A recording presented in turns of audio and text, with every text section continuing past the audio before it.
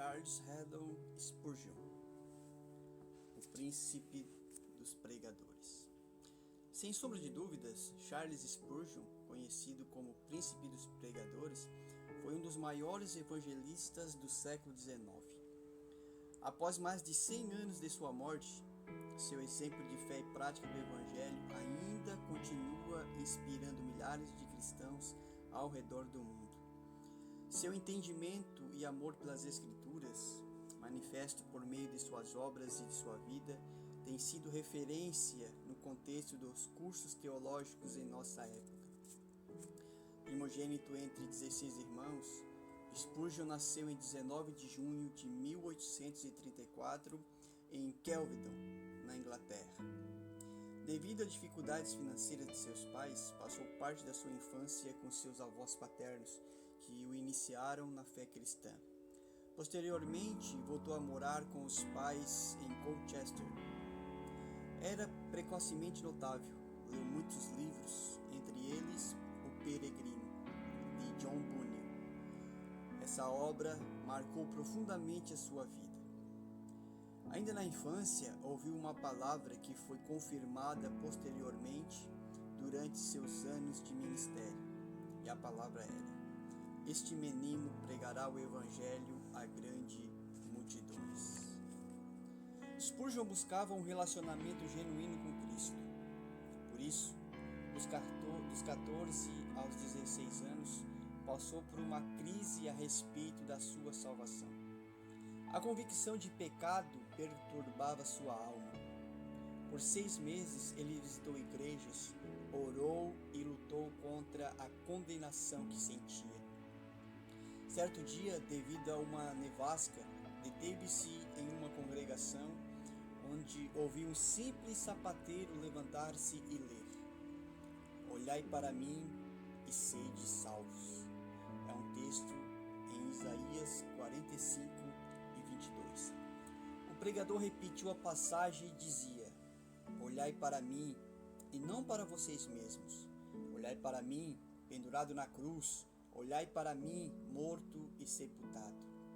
Em seguida, fixando os olhos em Spurgeon, o pregador falou: moço, olhe para Jesus. Olhe agora. Spurgeon olhou para Jesus com fé e arrependimento e foi salvo. Por toda a sua vida, jamais deixou de olhar para o seu Senhor e Salvador. Após sua conversão, foi batizado e começou a distribuir panfletos e a ensinar crianças na escola dominical em Newmarket. Aos 16 anos, seu primeiro sermão em Debenham, e aos 18 recebeu a incumbência de pastorear uma pequena congregação na cidade de Waterbeach. Aos 20 anos já havia pregado mais de 600 mensagens e fora convidado a pastorear a igreja de Newport Street, na região metropolitana de Londres. Convicto de que era a vontade de Deus para a sua vida, aceitou o desafio e passou a liderar um suntuoso templo de 1.200 lugares que contava com pouco mais de 100 pessoas frequentando os cultos.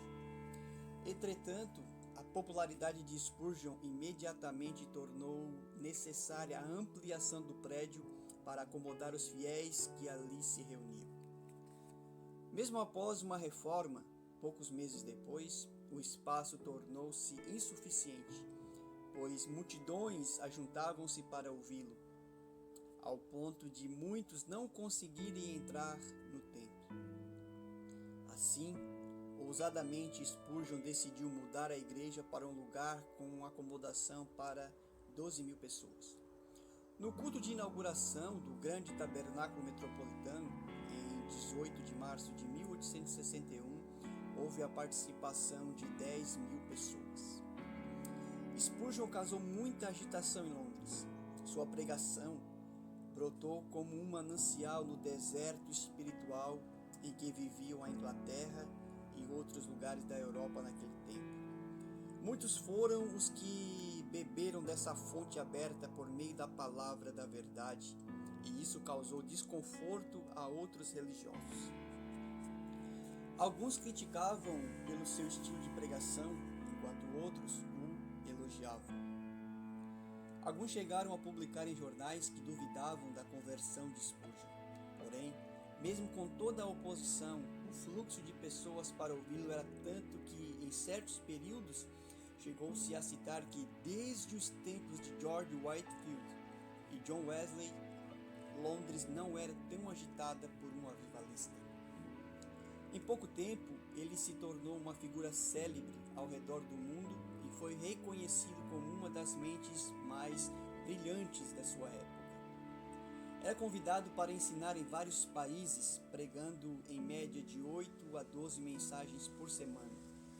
O maior auditório no qual pregou foi no Crystal Palace, em Londres, em 7 de outubro de 1857.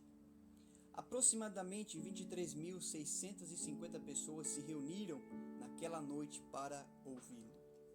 Certa vez, por causa das grandes multidões que se ajuntavam para vê-lo pregar, teve que rogar àqueles que tivessem ouvido a palavra nos últimos 3 meses que não comparecessem mais, a fim de dar oportunidade a irmãos que ainda não o tivessem ouvido.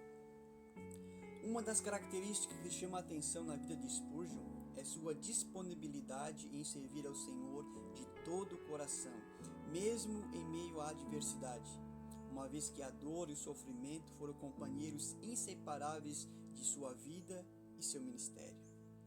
Ele foi um pregador excepcional e em todas as coisas provou ser um homem dirigido pelo Espírito Santo. Tinha a capacidade de expor as Escrituras de maneira simples, clara e bem compreensível. Estudava a palavra e em seguida a comunicava com fluência e eficácia. A oração também foi uma prática contínua ao longo da sua vida. Spurgeon disse certa vez à sua congregação: "Que Deus me ajude se deixarem de orar por mim. Que me avisem, pois naquele dia terei que parar de pregar. Deixe-me saber quando se propuserem a cessar suas orações a meu favor, pois então eu exclamarei: Deus, dá-me o túmulo nesse dia e durma eu no pó." Outro aspecto em seu ministério era a força espiritual, o que nos momentos difíceis lhe permitiu seguir em frente e cumprir a obra que Deus lhe confiara.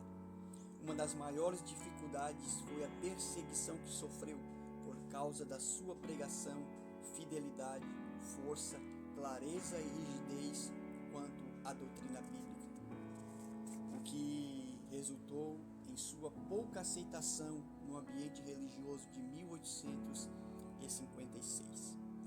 Contudo, Spurgeon não estava preocupado com seus adversários.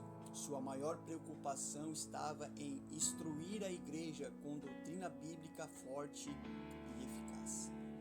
Ainda jovem, desenvolveu gota e reumatismo, e quanto mais a idade avançava, mais essas enfermidades o debilitavam. A delicada condição de saúde de sua esposa também era outro fator agravante. Por diversas vezes, Spurgeon teve que se ausentar de seu púlpito por recomendação médica. Nos anos de 1880, foi diagnosticado com Bright, uma doença degenerativa e crônica, sem cura. Ao final de seu ministério, Spurgeon enfrentou muita oposição, o que desgastou ainda mais sua debilitada saúde. Em 1891, sua condição agravou-se, forçando-o a convidar um pastor dos Estados Unidos para assumir temporariamente a função principal de sua igreja. E em 1892, os sermões de Spurgeon já eram traduzidos para cerca de 9 línguas diferentes. Aos 50 anos de idade, Spurgeon havia sido responsável pela fundação e supervisão de cerca de 66 instituições, incluindo igrejas, escolas, seminários, orfanatos, escolas de pastores, revistas mensais e editoras. Pastoreava uma igreja de milhares de pessoas, respondia a uma média de 500 cartas semanalmente. Lia 6 livros teológicos por semana, e isso, dizia ele, representava apenas metade de suas tarefas. Dentre seus dons estava a capacidade de escrever. Comunicava sua mensagem escrita tão bem quanto a pregava. Publicou 3.561 sermões e 135 livros. Spurgeon ainda deixou a aclamada série de comentários em O Tesouro de Davi, comentários aos Salmos, obra que levou mais de 20 anos para ser concluída, ainda não disponível no nosso idioma, o português. Até o último dia de pastorado, havia batizado em torno de 14.692 pessoas e preparado centenas de jovens para o ministério. Foi casado com Susanna Thompson, seu amor e inspiração, e teve 2 filhos, os gêmeos não idênticos, Thomas e Charles. Em 7 de junho de 1891, ensinou pela última vez. Suas últimas palavras no leito de morte foram dirigidas à sua esposa. Ó querida, tenho desfrutado de um tempo muito glorioso com meu Senhor. Ela então exclamou: ó bendito Senhor Jesus, eu te agradeço pelo tesouro que me emprestastes no decurso desses anos. Spurgeon adormeceu em Menton, na França, em 31 de janeiro de 1892, aos 57 anos. Seu corpo foi transportado para a Inglaterra. Na ocasião de seu funeral, em 11 de fevereiro de 1892, muitos cortejos e cultos foram organizados em Londres. 6.000 pessoas assistiram ao culto memorial. Em seu caixão, uma Bíblia aberta no texto da sua conversão: olhai para mim e sede salvos. Isaías 45:22. Em seu simples túmulo estão gravadas as palavras: aqui jaz o corpo de Charles Haddon Spurgeon, esperando o aparecimento de seu Senhor e Salvador, Jesus Cristo. Meus queridos, Charles Spurgeon, um homem que nos inspira, né? Um homem que nos traz uma reflexão do que é ser um servo de Deus, do que é ser um homem dedicado ao serviço do Senhor Jesus Cristo.